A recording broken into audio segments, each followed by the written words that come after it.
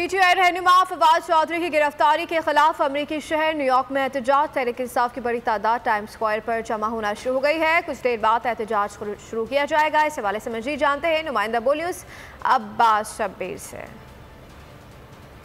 देखिए कि ये टाइम्स स्क्वायर है, ये दुनिया की सबसे मसरूफ तरीन जगह है जहाँ पूरी दुनिया से आते हैं लोग इकट्ठे होने शुरू हो गए हैं। हज़ारों की तादाद में यहाँ पे लोग होंगे। यहाँ पे सैकड़ों की तादाद में लोग इकट्ठे हो चुके हैं। ये इस मुजाहरे का मकसद ये है कि आज फवाद चौधरी साहब की रिहाई के लिए जो उन पर रियासती दहशतगर्दी हो रही है उसको कंडेम करने के लिए, और इमरान खान साहब के साथ जो उन्हें कत्ल की धमकियाँ दी जा रही हैं और जो उनके साथ तो गिरफ्तार करने के लिए किए जा रहा है। पीटीआई जो है और ओवरसीज पाकिस्तानी पूरी हज़ारों की तादाद में इसे कंडेम करते हैं। देखेंगे कि हज़ारों की तादाद में लोग जो हैं ये साबित करेंगे कि हम वहाँ पे होने वाली किसी भी दहशतगर्दी को कबूल नहीं करेंगे।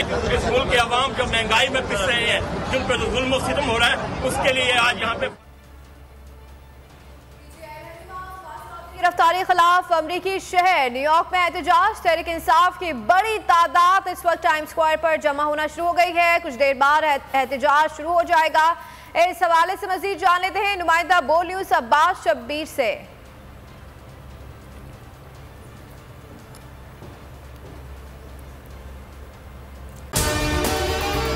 अगर आपको हमारी ये वीडियो पसंद आई है तो लाइक पर क्लिक कीजिए। 2022 बहुत सारे तोहफे भी देखे गया पाकिस्तान की आवाम को।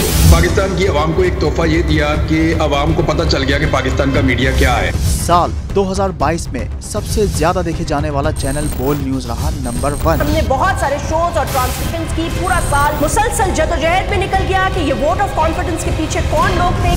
तोड़े रेटिंग के सभी रिकॉर्ड। सोशल मीडिया पर भी सबसे ज्यादा तेजी से 2.4 बिलियन व्यूज का संगे मील अबूर किया। एंकर्स को भी आवाम में सबसे ज्यादा मकबूलियत मिली और सोशल मीडिया पर भी बोल रहा सब पर भारी। सब्सक्राइब करें और बेल दबाएं ताकि कोई खबर रह न जाए।